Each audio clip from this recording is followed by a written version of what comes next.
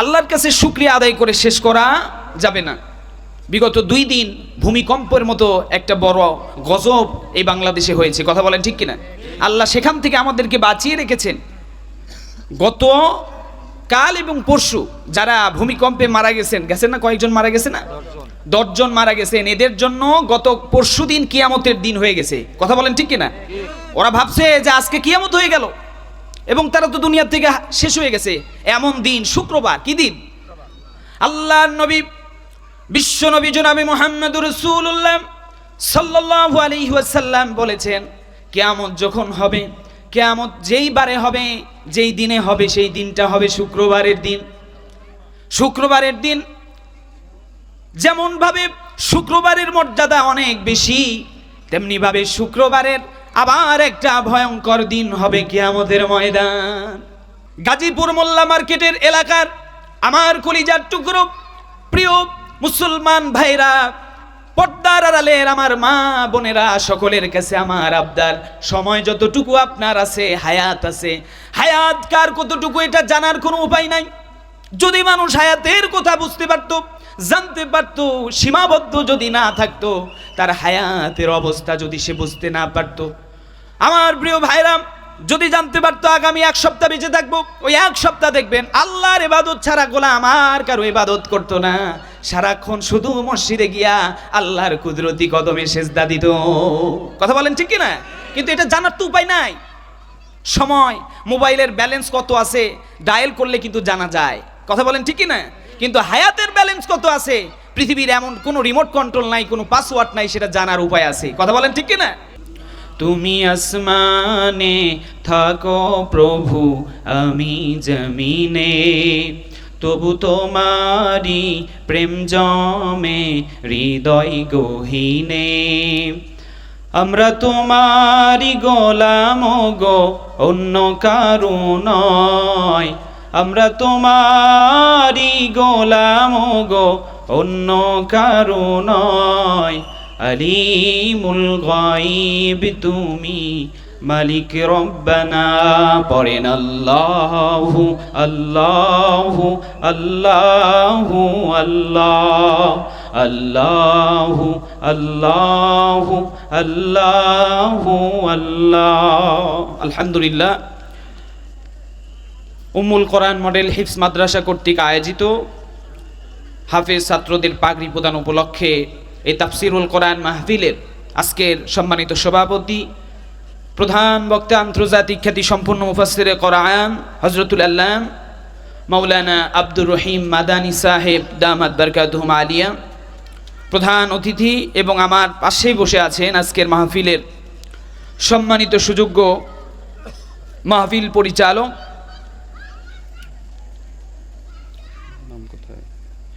জনাব রফিকুল ইসলাম মোল্লা, সভাপতি ওঝারপাড়া কেন্দ্রীয় জামে মসজিদ। আল্লাহ ভাইয়ের হায়াতের তৈয়বা বাড়ায় দেয়, বলেন আমিন।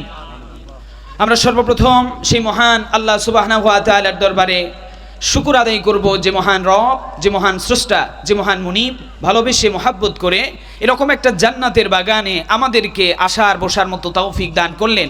এজন্য সেই মহান রব্বে জাল জালালি ওয়াল ইকরামের দরবারে কালিমাতুশ শুকর আদায় করছি, বলে উঠব আলহামদুলিল্লাহ।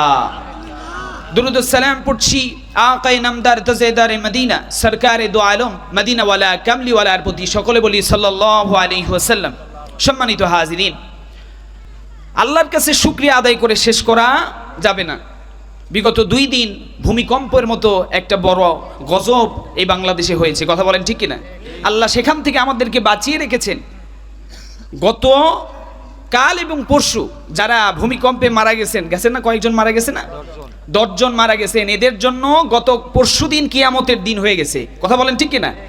ওরা ভাবছে যে আজকে কিয়ামত হয়ে গেল, এবং তারা তো দুনিয়া থেকে শেষ হয়ে গেছে। এমন দিন শুক্রবার, কি দিন? আল্লাহর নবী বিশ্ব নবী জনাবে মুহাম্মদুর রাসূলুল্লাহ সাল্লাল্লাহু আলাইহি ওয়াসাল্লাম বলেছেন, কিয়ামত যখন হবে, কিয়ামত যেই বারে হবে, যেই দিনে হবে, সেই দিনটা হবে শুক্রবারের দিন। শুক্রবারের দিন যেমন ভাবে শুক্রবারের মর্যাদা অনেক বেশি, তেমনি ভাবে শুক্রবারের আবার একটা ভয়ঙ্কর দিন হবে কিয়ামতের ময়দান। যারা সেই দিনে ফজরের নামাজ আদায় করেছে, যদি গত শুক্রবারে আমাদের মাউত হয়ে যেত, আমাদের মালাকুল মাউত এসে যদি হাজির হয়ে যেত, ওই ফজরের নামাজই আমাদের জীবনের শেষ ইবাদত হয়ে যেত। আর যারা গান শুনে মারা গেল, যারা ইবাদত বন্দেগী না করে শয়তানের তাবেদারি করে দুনিয়া থেকে বিদায় নিয়ে চলে গেল, ওই গোলামদের জন্য যে ইবাদত করে মারা গেল ওটাই তাদের শেষ ইবাদত, শেষ গুনার কাজ। আল্লাহ পাক এজন্য যতটুকু সময় আপনি পাবেন এই সময়টুকু কাজে লাগাতে হবে আল্লাহর জন্য। কার জন্য? একটু জবান খুলে সকলে বলেন না কার জন্য? দুহাত তুলে সবাই বলেন কার জন্য ইবাদত? লিল্লাহে তাকবীর, নারা তাকবীর। সম্মানিত গাজীপুর মোল্লা মার্কেটের এলাকার আমার কলিজার টুকরো প্রিয় মুসলমান ভাইরা, পর্দার আড়ালের আমার মা বোনেরা, সকলের কাছে আমার আবদার, সময় যতটুকু আপনার আছে, হায়াত আছে, হায়াত কার কতটুকু এটা জানার কোনো উপায় নাই। যদি মানুষ হায়াতের কথা বুঝতে পারত, জানতে পারত, সীমাবদ্ধ যদি না থাকতো, তার হায়াতের অবস্থা যদি সে বুঝতে না পারত, আমার প্রিয় ভাইরা যদি জানতে পারতো আগামী এক সপ্তাহ বেঁচে থাকবো, ওই এক সপ্তাহ দেখবেন আল্লাহর ইবাদত ছাড়া গোলাম আর কারো ইবাদত করতো না, সারাক্ষণ শুধু মসজিদে গিয়া আল্লাহর কুদরতি কদমে সেজদা দিত। কথা বলেন ঠিক কি না? কিন্তু এটা জানার তো উপায় নাই। সময়, মোবাইলের ব্যালেন্স কত আছে ডায়াল করলে কিন্তু জানা যায়। কথা বলেন ঠিক কি না? কিন্তু হায়াতের ব্যালেন্স কত আছে, পৃথিবীর এমন কোনো রিমোট কন্ট্রোল নাই, কোনো পাসওয়ার্ড নাই, সেটা জানার উপায় আছে। কথা বলেন ঠিক কি না? এমন কি আল্লাহর পরে যার মর্যাদা, আল্লাহ রাব্বুল আলামিনের মর্যাদার পরে আমাদের বিশ্বনবী জনাবে মুহাম্মদুর রাসূলুল্লাহর মর্যাদা, তাকেও আমার আল্লাহ দুনিয়াতে চিরকাল রাখেন নাই। পৃথিবীর মায়া ত্যাগ করে আল্লাহর নবীকেও বিদায় নিয়ে চলে যাওয়া লাগছে। কথা বলেন ঠিক কিনা? আমরা বাঁচতে পারবো? এই যে কিয়ামত, পবিত্র কালামে হাকিমের ভিতরে আল্লাহ পাক বললেন ইজা জুলজিলাতিল আরদু জিলজালাহা, তার মানে আমি পৃথিবীটাকে যখন কম্পন সৃষ্টি করব। আল্লাহ দুনিয়াতে গজব দেন, গজব দেওয়ার আর একটা কারণ হলো দুনিয়াতে যখন নাফরমানি বেড়ে যায়, অন্যায় বেড়ে যায়, জুলুম বেড়ে যায়, মানুষদের ভিতরে যখন মানুষ ঠকানোর প্রবণতা বেড়ে যায়, জিনা বেড়ে যায়, চগলখড়ি বেড়ে যায়, মিথ্যা বেড়ে যায়, ওজনে কম বেশি করার সংখ্যা বেড়ে যায়, পর্দা ছাড়া মানুষ যখন চলাফেরা বেশি হয়ে যায়, এই কাজগুলো সুদ ঘুষ যখন বেড়ে যায়, আল্লাহ নাফরমানি আল্লাহর জমিনে যখন বেড়ে যায়, আল্লাহ মানুষদেরকে সতর্ক করে বলে গোলাম রে, তুমি বেশি হাত পাও গোজায়া দুনিয়াতে চলো না, আমার কাছে রিমোট কন্ট্রোল, বেশি বারবার বেশি তোমরা পা অগ্রসর করবা, তোমরা নাফরমানি করবা, আমার হাতে গোটা পৃথিবীর নিয়ন্ত্রণ ক্ষমতা। কারণ আল্লাহ পাক বলেন আল্লাহু আলা কুল্লি শাইইন কাদির। আল্লাহু আকবার। ক্ষমতার মালিক কে? আওয়াজ দা বলেন না কে? দুনিয়ার ক্ষমতাসীন এই লোকদের ক্ষমতা শেষ হয়ে যায়, কিন্তু আল্লাহর ক্ষমতা উনি চিরঞ্জীব, চিরস্থায়ী। আল্লাহু লা ইলাহা ইল্লা হুয়াল হাইয়ুল কাইয়্যুম। আল্লাহু আকবার। আল্লাহ চিরস্থায়ী, চিরঞ্জীব, যার ক্ষমতার কোনো শেষ নাই। সুবহানাল্লাহ বলেন। বিশ্ব নবীজি সাহাবাজ মাইনদেরকে বলল, আমার সাহাবীরা সময় পাইবা যখন নামাজে দাঁড়ায় যাও, নামাজের চাইতে আল্লাহর কাছে প্রিয় হওয়ার আর কোনো ইবাদত নাই। সুবহানাল্লাহ বলবেন না? বিপদে পড়েছেন, মুসিবতে পড়েছেন, পেরেশানির ভিতরে পড়েছেন, আপনার সবচাইতে কাছের যেই বন্ধু আল্লাহ। আমাদের কাছের বন্ধুকে আওয়াজ দিয়ে বলেন না? আমাদের বিবিকে আমাদের কাছের। এক মাস বিছানায় পড়ে থাকেন অসুস্থ হয়ে, দেখবেন আপনার বিছানার সঙ্গী আর আপনার পাশে থাকবে না। কথা বলেন ঠিক কিনা? বিছানায় প্রস্রাব পায়খানা করবেন, ওই বিছানা আপনার আলাদা হয়ে যাবে, বিবি ভালো বিছানায় থাকবে আর আপনার বিছানা আলাদা হয়ে যাবে। কি কথা বলেন ঠিক কিনা? এই জন্যই বলা হয় পরের জায়গা পরের জমিন, ঘর বানায় আমি রই, আমি তো এই ঘরের মালিক নই। কথা বলেন ঠিক কিনা? এই জমিনের মালিক, এই ঘর, আসমান, জমিন, সব কিছুর মালিকের নাম কি? এটা আওয়াজ দিয়ে বলতে হবে কি? সম্মানিত আমার কলিজার টুকরো ভাইরা, আল্লাহর নবী সাহাবীদেরকে বললেন, ও আমার কলিজার টুকরো সাহাবী, তোমাদের ভিতরে যে বেশি ইমানদার, বেশি যার মর্যাদা, তাকে আমি একটা হাদিয়া দেব। হাদিয়া কি? বলে আমার হাতে মক্কা শরীফের চাবি আছে, চাবি দিয়া দেব। চাবি যার হাতে, মর্যাদা তার বেশি। কথা বলেন ঠিক কিনা?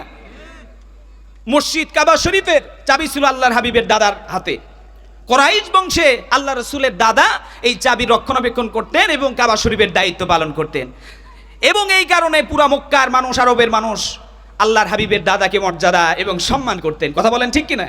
আর ইদানিং দেখবেন মসজিদের চাবি যেই হুজুরদের হাতে, ওই হুজুরদের পায়খানা প্রস্রাবখানা পরিষ্কার করতে হয়। তাদের মর্যাদা আছে? নাই নাই নাই। আসলে মর্যাদা হওয়ার কথা ছিল মসজিদের মুয়াজ্জিন ইমামদের। কারণ সাহাবা আজমাইনদের জামানায় দেখা গেছে, আল্লাহ নবীর জামানায় বিশ্ব নবী বলেছে যে ইমাম হবে মসজিদের, সেই সমাজের ইমাম হবে, রাষ্ট্রের ইমাম হবে। আর মুয়াজ্জিন যিনি হবেন ওনার মর্যাদা আল্লাহ পাক কিয়ামতের দিবসের জন্য বর্ধিত করে দিয়েছেন। বলে যে মসজিদে আজান দেবে, আসসালাতু খায়রুম মিনান নাওম, এই আজান যারা নিয়তের সাথে ইখলাসের সাথে এই দায়িত্ব খেদমত পালন করবে, আল্লাহ রাব্বুল আলামিন কিয়ামতের দিনে তাদের ঘাটটা 1 হাত লম্বা বানায় দেবে। সাধারণ মানুষের চাইতে তাদের কাপ, তাদের ঘাটটা লম্বা থাকবে। দূর থেকে বোঝা যাবে এইগুলো সব মুয়াজ্জিন। সুবহানাল্লাহ বলেন। আর এখন মুয়াজ্জিনের চাকরি মানে সবচেয়ে নিম্নমানের চাকরি, যেটার বেতনের কোনো নির্ধারিত কিছু নাই, তুমি আদায় করে যা পাও এটা নিয়ে যাওগা। কি কথা কন না কেন? সম্মানিত আমার ভাইরা, আল্লাহর নবী বললেন হিজরতের আগে নবীজি হিজরত করে মদিনায় চলে যাবেন, তার আগে হযরতে আবু বকরকে বলল, হযরতে ওমর ফারুক রাদিয়াল্লাহু তাআলা আনকে বললেন, হযরতে ওসমানকে বললেন, আলীকে বললেন, 4 জন সাহাবীদেরকে সামনে নিয়ে বললেন, ও আমার কলিজার টুকরো সাহাবী, তোমাদের মর্যাদা বাকি সাহাবীর চাইতে বেশি। আল্লাহু আকবার বলেন না। কারণ আবু বকরের মর্যাদা পুরা পৃথিবীর সমস্ত মানুষের নেকির চাইতে বেশি। কথা বলেন না ঠিক কিনা? বলা হয়েছে তাম পৃথিবীর, তাম দুনিয়ার সমস্ত মানুষের আমল যদি এক পাল্লায় রাখা হয় আর আবু বকরের নেক যদি অপর পাল্লায় রাখা হয়, আবু বকরের নেক আল্লাহর দরবারে ভারী হয়ে যায়। হযরত ওমরের ব্যাপারে বলা হয়েছে, আমার পরে আনা খাতামান নবী লা নবিয়া বাদা, আমার পরে আর কোনো নবী আসবে না পৃথিবীতে, তবে আমার পরে নবুয়তি পাওয়ার মতো যতগুলো সার্টিফিকেট দরকার, যত যোগ্যতা দরকার, হযরতে সাইয়্যিদিনা ওমর ফারুকের ভিতরে আমার আল্লাহ দিয়ে দিয়েছে। ওমরের ভিতরে আল্লাহ এত মর্যাদা দিয়েছেন, এমনকি কিতাবের মধ্যে এসেছে কিয়ামতের ময়দানে ওমর নবীরা যেই কাতারে দাঁড়াবেন, ওমর একজন আল্লাহর হাবিবের উম্মত সাহাবী হিসেবে নবীদের কাতারে দাঁড়ায় যাবেন। ফেরেশতারা বলবে, ওমর তুমি এখানে কেন? তুমি তো নবীও না, তুমি তো রাসূলও না, তুমি তো আম্বিয়া নয়। আল্লাহর পক্ষ থেকে এলান হবে, ও ফেরেশতারা, আমি মুহাম্মদুর রাসূলুল্লাহকে এত বেশি মর্যাদা দিয়েছি, কিয়ামতের ময়দানে আদম আলাইহিস সালাম থেকে নিয়ে ঈসা রূহুল্লাহ পর্যন্ত যত নবী রাসূল পৃথিবীতে এসেছে, সমস্ত নবী রাসূলরা জান্নাতের গেটে দাঁড়ায় অপেক্ষা করবে ততক্ষণ পর্যন্ত, যতক্ষণ পর্যন্ত বিশ্ব নবী, মানবতার নবী, আখিরাতের নবী, দোজাহানের কায়নাত নূরে মুজাসসাস মুহাম্মদুর রাসূলুল্লাহ জান্নাতে প্রবেশ করবে না, ততক্ষণ পর্যন্ত দুনিয়ার সমস্ত নবী এবং রাসূলরা তাদের উম্মতদেরকে নিয়ে জান্নাতের গেটে দাঁড়ায়া থাকবে। সুবহানাল্লাহ। এই মর্যাদাশীল নবী আমার মুহাম্মদ রাসূলুল্লাহর দ্বিতীয় খলিফা হলো ওমর, এরা আমি নবীদের মতো মর্যাদা দিয়ে দিয়েছি। উনি নবীদের সাথে হিসাব নিকাশ, ওনার জান্নাতও আমি নবীদের সাথে দিয়ে দেব। সুবহানাল্লাহ বলতেন না? একটু জোরে সুরে বলা যাবে না সুবহানাল্লাহ? আমার প্রিয় আব্বা জানেরা, এই জায়গা আমি যেটা দেখছি, আমার সামনে দাড়ি পাকা চুল পাকা আল্লাহর সবচাইতে খাস আবেদ গোলামেরা বসে আছে। মুরব্বী বাপজানেরা বিশ্বাস করেন, যার দাড়ি আর চুলগুলো পেকে গেছে, ওই মানুষদের মর্যাদা আল্লাহর দরবারে বেশি। আবু বকরের দাড়ি আর চুল যখন পেকে গেল, আল্লাহ নবী বলল, আবু বকর রে, সবচাইতে বয়োজ্যেষ্ঠ যেই সাহাবী, সেই সাহাবীর নাম আবু বকর। আবু বকরের মর্যাদা এমনি এমনি বাড়ে নাই। আল্লাহর নবী বলে, আবু বকরের মর্যাদা এত বেশি, আমি যখন হিজরত করবো আবু বকর রে বলেছিলাম, আবু বকর, এই মক্কার মানুষেরা ষড়যন্ত্রে লিপ্ত, এই মক্কার মানুষেরা কোন সময় জানি আমারে মক্কাতেই আক্রমণ করবে, অ্যাটাক করবে, অতএব মক্কায় থাকা যাবে না। আল্লাহর নির্দেশ আসা মাত্র মক্কা থেকে মদিনায় যাওয়া লাগবে।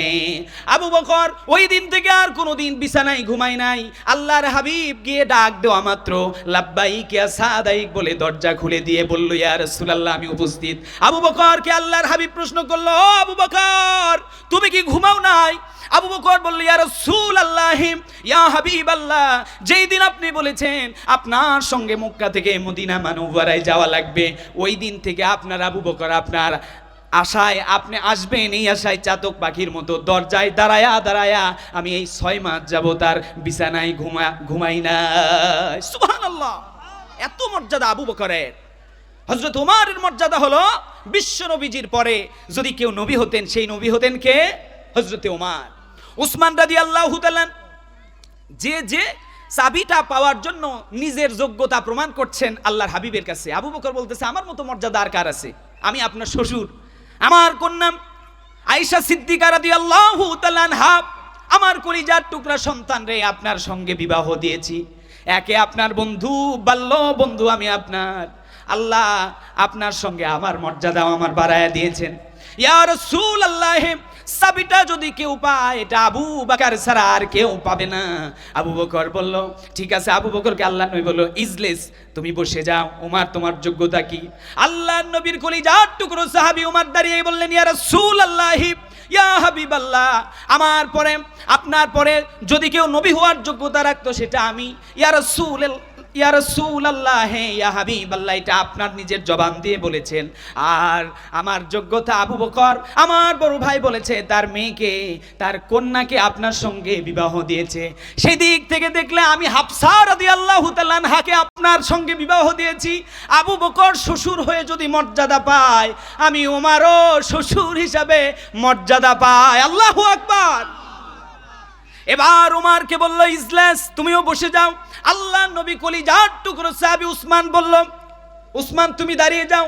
উসমান রাদিয়াল্লাহু তাআলা দাঁড়িয়ে গেলেন, বললেন, ইয়া রাসূলুল্লাহ, এবার তো শ্বশুর পালা শেষ, আমি এবার আসলাম আপনার জামাইয়ের যোগ্যতা নিয়া। আল্লাহু আকবার বলেন না। হযরত উসমান জিন্নুরাইন রাদিয়াল্লাহু তাআলা বললেন, একটা নয়, আমি দুইটা কন্যার আপনার বিবাহ করেছি। এজন্য উসমান রাদিয়াল্লাহু তাআলাকে 2টা উপাধিতে ভূষিত করা হয়েছে। 1 নম্বর উপাধি হলো উসমান রাদিয়াল্লাহু তাআলাকে বলা হয় গানি, উসমান গনি। 2 নম্বর উপাধি হলো উসমান জিন্নুরাইন। নবীজির দুইটা কন্যা সন্তানকে বিবাহ করার কারণে 2 নূরের অধিকারী বলা হয়। সুবহানাল্লাহ বলেন। বিশ্ব নবীজি জনাবে মুহাম্মদুর রাসূলুল্লাহ সাল্লাল্লাহু আলাইহি ওয়াসাল্লাম এবার আল্লাহর নবীজি ওসমানকে বলল, ওসমান, তোমার যোগ্যতা বলে আমি এত পরিমাণ সম্পদ ইসলামের জন্য ব্যয় করেছি, ইসলামের জন্য আমি ব্যয় করেছি, এত সম্পদ পৃথিবীতে আর কেউ কোনোদিন ব্যয় করে নাই। আমার সম্পদ ইসলামের কাজে খেদমতে ব্যয় করেছি, এজন্য আপনি আমারে উপাধিতে ভূষিত করেছেন ওসমান গনি। আসলেই প্রকৃত গনিকে, ধনীকে আওয়াজ দিয়ে বলেন, প্রকৃত ধনীর নাম কি? আল্লাহ। ওয়াল্লাহু গনি ওয়া আনতুমুল ফুকারা। আল্লাহ পাক বললেন, আমি হলাম ধনী আর দুনিয়ার যত মানুষ আছে সবাই হলো ফকির। আল্লাহু আকবার। আমরা 10, 50, 100 কোটি টাকার মালিক হওয়ার পরে, 2-4টা গার্মেন্টসের মালিক হওয়ার পরে নিজেদের নামের সামনে লেখি শিল্পপতি। কথা বলেন না কেন? এই শিল্পপতি দুনিয়াতে শেষ, কারণ আল্লাহর সম্পদের সাথে আপনার সম্পদের কোনো জায়গা আছে?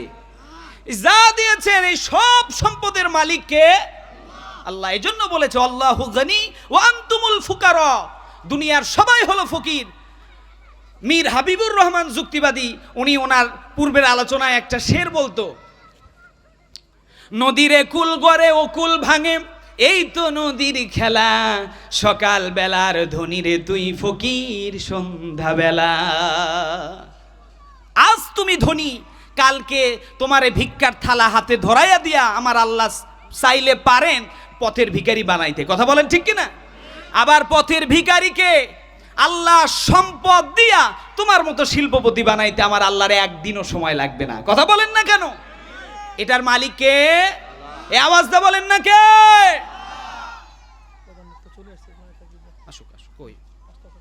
আমি আলোচনা করতে এখানে যখন আসবে তখন তকবীর দেব। সম্মানিত আমার ভাইরা, তাইলে আমরা 3 জন সাহাবীর যোগ্যতা পাইলাম, আর একজন বাকি আছে। আরেকজন কে? হযরতে আলী। আলীর নাম কি? আলী রাদিয়াল্লাহু তাআলা কে বলা হতো আনা মাদিনাতুল ইলমি। জি জি আলহামদুলিল্লাহ। সম্মানিত এলাকাবাসী, আমাদের মধ্যমণি আজকের মাহফিলের কলিজার টুকরা, আমাদের সবার প্রিয়তম মুফাসসিরে কোরআন হাফেজ কারি মাওলানা আব্দুর রহিম আল মাদানী সাহেব চলে এসেছে। নারায়ে তাকবীর, লিল্লাহে তাকবীর, আল্লাহু আকবার, লিল্লাহে তাকবীর, আল্লাহু আকবার, নারায়ে তাকবীর। আল্লাহু আকবার। প্রধান বক্তার আগমন, শুভেচ্ছা স্বাগতম, প্রধান বক্তার আগমন শুভেচ্ছা স্বাগতম, মোল্লা মার্কেটবাসীর পক্ষ থেকে। শুভেচ্ছা স্বাগতম। আলহামদুলিল্লাহ, আলহামদুলিল্লাহ হুজুর চলে আসছে। আপনারা এখনো যারা ভাবতেছেন যে মাদানির কণ্ঠ শুরু না হওয়া পর্যন্ত আমরা যাব না, আপনারা আসেন, আপনারা আসেন, এক্ষুনি আমাদের মাদানী সাহেব চলে আসবেন। তাহলে বাদ থাকছে আর একজন সাহাবী আবু বকরের মর্যাদার কথা বলেছেন, ওমর উসমান বলেছেন, এবার কে আছে? এই আওয়াজ দিয়ে বলেন না কে? আলী রাদিয়াল্লাহু তাআলা এর ব্যাপারে আল্লাহর নবী বলেছেন, আনা মাদিনাতুল ইলমি ওয়া আলিউম বাবুহা। আল্লাহু আকবার বলেন। আমি হলাম এলেমের শহর, আর এই শহরে প্রবেশের দরওয়াজার নাম হলো আলী। সুবহানাল্লাহ। আলীর জ্ঞান গরিমা এত বেশি ছিল, হযরতে আবু বকর সিদ্দিক রাদিয়াল্লাহু তাআলা যখন খলিফা, একটা দুইটা মা এসে ঝগড়া লেগে দিয়েছে। আমার একটা বাচ্চা, শিশু বাচ্চা নিয়ে বলে এই সন্তান আমার, এই সন্তান আমার, কিন্তু এই দুইজন মা তো একটা সন্তান জন্ম দেয় নাই। কথা বলেন ঠিক কিনা? আবু বকরের কাছে গিয়ে বলল, আবু বকর, ও আমিরুল মুমিনিনের সমস্যার সমাধান করে দেন। আবু বকর চিন্তায় পড়ে গেল, কিভাবে সমস্যার সমাধান করে দেব, মাথায় তো কাজ করে না। আবু বকর কোরআন হাদিস রিসার্চ করলেন, আর রাত্রি যখন গভীর হয়ে যায়, আবু বকর হযরতে আলীর দরজায় গিয়ে ঠক ঠক করে বাড়ি দেয়। আল্লাহু আকবার। গভীর রজনীতে দরজা খুললেন আলী, তাকায়া দেখে নূর মাখা চেহারা, কে দাঁড়িয়ে আছেন? দেখলেন সাইয়েদনা আবু বকর সিদ্দিক। সুবহানাল্লাহ।